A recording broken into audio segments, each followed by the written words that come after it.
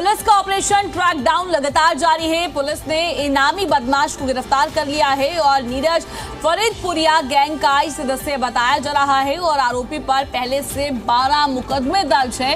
Fund और ठिकाना उपलब्ध कराता था ये आरोपी और लगातार अब पुलिस की तरफ से कार्रवाई देखने को मिल रही है। इसी बीच एक और एक्शन देखने को मिला। सीधे तौर पर पुलिस को बड़ी सफलता हासिल हुई है। पुलिस की तरफ से लगातार ऑपरेशन ट्रैक डाउन चलाया जा रहा है।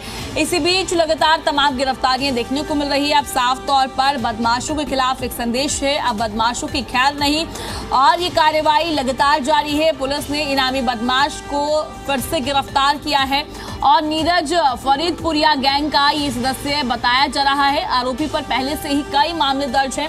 टोटल 12 मुकदमे बताए जा रहे हैं जो कि पहले से दर्ज है। इसी बीच पुलिस ने गिरफ्तार किया है। ये बड़ी सफलता पुलिस को हासिल हुई है। फंड और ठिकाना उपलब्ध कराता था ये आरोपी।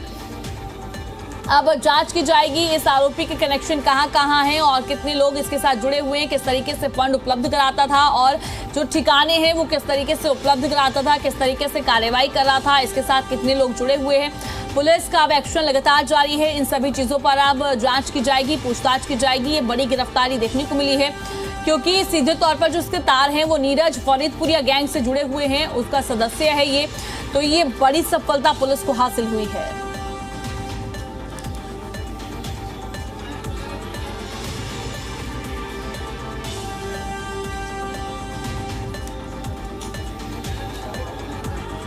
ये बड़ी कार्रवाई देखने को मिली है। पुलिस की तरफ से लगातार अब एक्शन लिया जा रहा है। सीधा संदेश बदमाशों को दिया जा रहा है कि अब इसी तरीके से अब बदमाशों की यहाँ पर खैर नहीं है और लगातार इसी तरीके से कार्रवाई देखने को मिलेगी।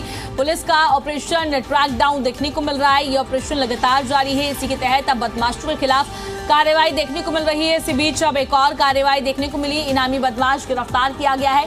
नीरज फरीदपुरिया गैंग से जुड़ा हुआ है सदस्य है। सीधे तौर पर पुलिस को अब बड़ी सफलता हासिल हुई है और आरोपी पर पहले से कई मुकदमे दर्ज है। बताया जा रहा है कि टोटल 12 मामले दर्ज हैं और अब पुलिस पूरे मामले की गहनता से जांच पड़ताल में जुट गई है। लगातार पूछताछ की जा रही है और भी जो कितने ठिकाने हैं, कहां पर ठिकाने बने हुए हैं और किस तरीके से फंड जो है वह दिलवाया जाता था, ठिकाने कैसे उपलब्ध कराए जाते थे, इन सभी चीजों पर अब पुलिस की जांच जारी है।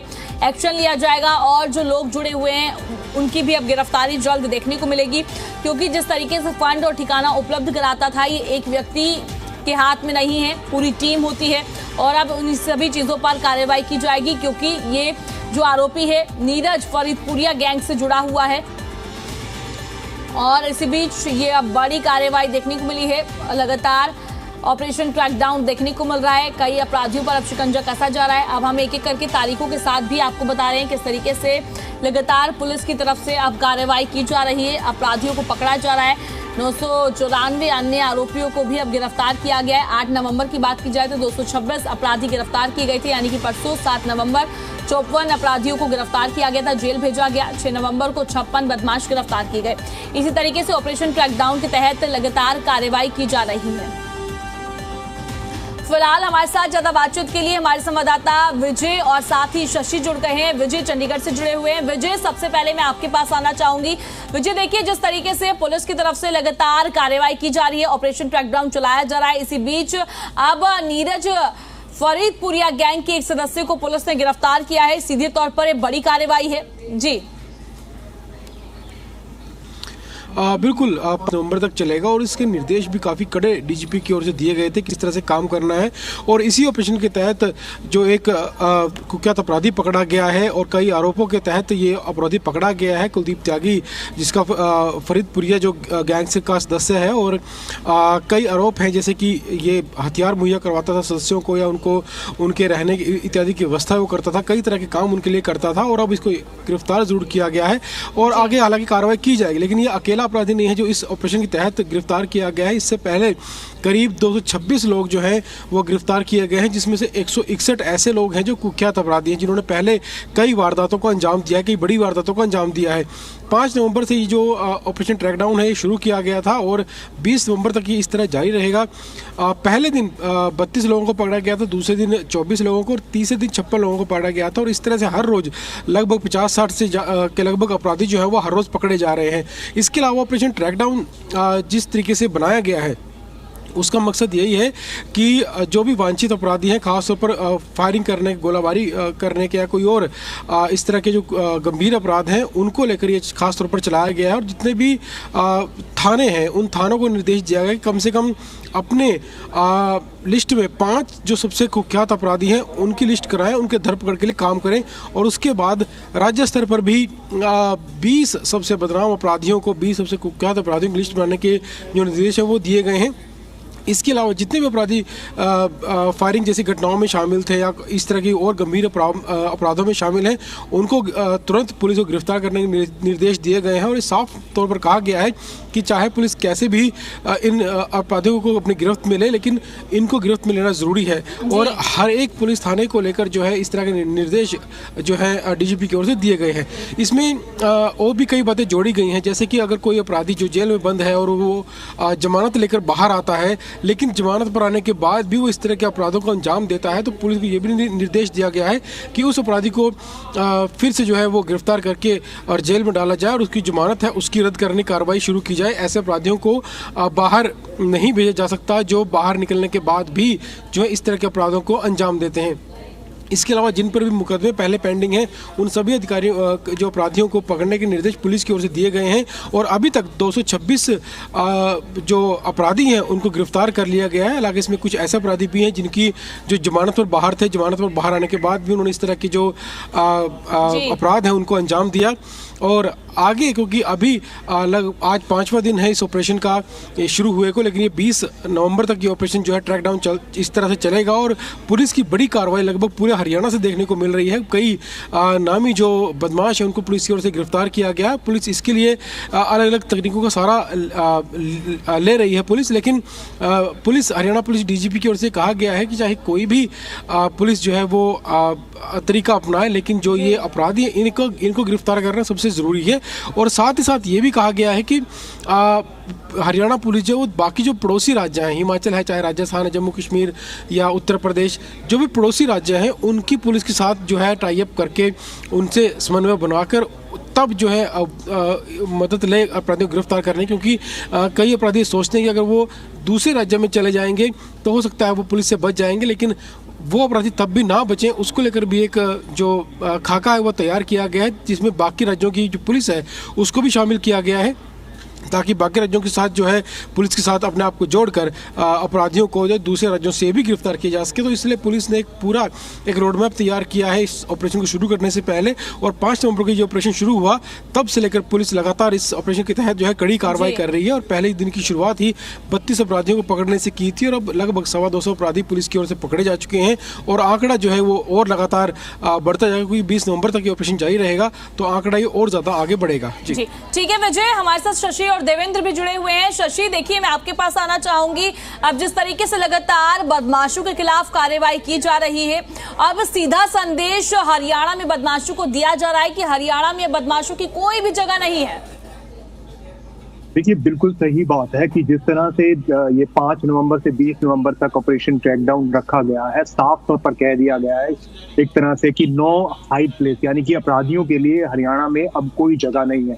और अगर आप देखेंगे, सबसे बड़ी बात यह है कि अगर हम पिछले 11 साल की बात करें तो बीजेपी के इस शासन में पहली बार इतने बड़े स्तर पर, इतने बड़े पैमाने पर अपराधियों के खिलाफ शिकंजा कसा जा रहा है, क्योंकि सरकार को लेकर विपक्ष लगातार बार बार हमले कर रहा था कि जिस तरह से हरियाणा में कानून व्यवस्था का हाल है और जिस तरह से लगातार वारदातें हो रही थी, जिस तरह से निशाने पर सरकार आ रही थी कहीं ना कहीं पुलिस के साथ साथ, तो उसे लेकर सरकार की चिंता भी जायज थी। और बार बार मुख्यमंत्री ने कहा था कि हमने पुलिस को फ्री हैंड दिया, लेकिन उसके नतीजे सरकार को नहीं मिल रहे थे। लेकिन अब जिस तरह से कमान जो है डीजीपी ऑफिस के हाथ में आई है, तो उन्होंने बदलने की कोशिश की है। हालांकि उन्हें भी ज्यादा दिन नहीं हुए, 26 दिन ही हुए हैं डीजीपी बने हुए, लेकिन काफी कुछ बदलने की कोशिश उन्होंने की है। ऑपरेशन टैकडाउन 5 नवंबर को शुरू हुआ था और पहले ही दिन 32 अपराधियों को पकड़ा गया था और 3 दिनों में ही 50 ऐसे हरियाणा के कुख्यात अपराधी पुलिस के हाथ से चढ़ गए थे जो काफी दिनों से बाहर थे। तो कुल मिलाकर ये ऑपरेशन कोई छोटा ऑपरेशन नहीं है। इसकी सफलता जो है वो 20 नवंबर के बाद पता चलेगी कि 15 दिनों के अंदर जो पुलिस ने कार्रवाई की है, लेकिन अभी तक का जो पैमाना है वो अच्छा है। मैं आपको एक छोटा सा उदाहरण हिसार का भी देना चाहूंगा। हिसार में पहले 250 हिस्ट्री शीटर्स थे जो पुलिस के रिकॉर्ड में थे, लेकिन अभी एसपी ने हमें बताया कि 100 हिस्ट्री शीटर्स और पुलिस ने अपने बुक में दर्ज किए हैं जिन पर निगाह रखी जा रही है, और उनमें से अगर कोई भी वारदात करता है या जिसने बेल जंपर के बाद कोई ऐसी वारदात की है तो उसके खिलाफ पुलिस ने शिकंजा कसा है। और हर थाने को 5 का टारगेट दिया गया है, हर जिले को 10 का टारगेट दिया गया, और एसटीएफ को हरियाणा के 20 ऐसे कुख्यात अपराधियों को पकड़ने का टारगेट दिया गया है। तो पुलिस के लिए पहले ये चीजें नहीं थी, पुलिस को ये जो टारगेट मिले हैं पुलिस को उन्हें पूरा करना पड़ेगा, और जब पुलिस इन टारगेट को पूरा करेगी तो कहीं ना कहीं पुलिस के हत्थे सफलता चढ़ेगी, इस बात से भी इनकार नहीं किया जा सकता। दूसरी बात यह है कि ओपी सिंह ने साफ कह दिया कि पुलिस की जो नीति है, चाहे वो पुलिस वाला हो, 0 टॉलरेंस नीति है, इस पर किसी भी तरह की कोताही जो है वो बख्शी नहीं जाएगी, और साथ तौर पर पुलिस को भी साफ निर्देश दिए गए हैं। साथ ही साथ पुलिस ने एक आम जनता के लिए नंबर भी जारी किया है ऑपरेशन क्रैकडाउन को लेकर, ये भी एक बड़ी बात है। उनकी सूचना पूरी तरह से गोपनीय रखी जाएगी, कोई भी आम नागरिक भी पुलिस को इस बारे में सूचित कर सकता है कि यहाँ पर इस बंदे ने गलत किया है, ये या पहले से बेल जंपर है या जमानत पर बाहर आया हुआ है तो इसने ऐसा किया है। तो एक ये बड़ी बात है कि पुलिस ने आम जनता को भी इससे जोड़ने की कोशिश की है। दूसरा जो टेरर नेटवर्क है वो हमेशा हरियाणा जो है कई राज्यों से घिरा हुआ है, यूपी, पंजाब और जम्मू कश्मीर, और ये इनकी इंटर पुलिस के साथ भी जो है हरियाणा की पुलिस ने काम करना शुरू कर दिया है। ऐसे अपराधियों को तलाशा जा रहा है जो इन स्टेट्स में जाकर छुप जाते थे, तो उनके खिलाफ भी शिकंजा कसने की तैयारी हो गई है। तो कुल मिलाकर 5 नवंबर से 20 नवंबर तक चलने वाला ऑपरेशन जो है ये क्रैकडाउन निश्चित तौर पर पुलिस का एक अच्छी शुरुआत है, लेकिन इसकी कितनी सफलता होगी ये 20 नवंबर के बाद पता।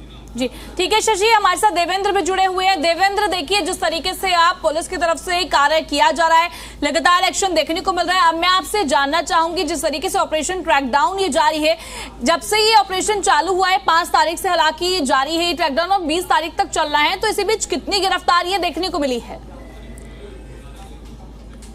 देखिए बिल्कुल सबसे महत्वपूर्ण ये हो जाता है कि किस तरह से जो अपराध की दुनिया में जो लोग अपनी वर्चस्व जमाने की कोशिश करते हैं और इस तरह की वारदातों को अंजाम देते हैं, और निश्चित तौर पर जिस तरह से डीजीपी की तरफ से ये ऑपरेशन ट्रैकडाउन की शुरुआत की गई है और 20 नवंबर तक ये चलेगा, क्योंकि तमाम जो आला अधिकारी हैं पुलिस के, उनको ये आदेश जारी किए गए हैं कि अपने अपने इलाके में वो कम से कम, क्योंकि एसएचओ की एक ड्यूटी लगाई गई है कि आपको 5 ऐसे लोगों को गिरफ्तार करना पड़ेगा जो या तो अपराध की दुनिया में है या किसी तरह के आपराधिक घटनाओं को वारदात दे रहे हैं और बढ़ावा दे रहे हैं आपके क्षेत्र में। उसके अलावा एसीपी, डीसीपी और यहाँ तक कि कमिश्नर को भी एक टारगेट है कि वो अपने अपने इलाकों में किसी भी तरह के ऐसे अपराधियों को ना पनपने दें और उनको सलाखों के पीछे पहुंचाएं, क्योंकि लगातार बढ़ते हुए क्राइम को लेकर लगातार कहीं न कहीं उसकी कमर तोड़ने की कोशिश की गई, क्योंकि राजनीतिक तौर पर भी देखा गया कि लगातार आरोप लगाए जा रहे थे और उस बीच एक कोशिश की गई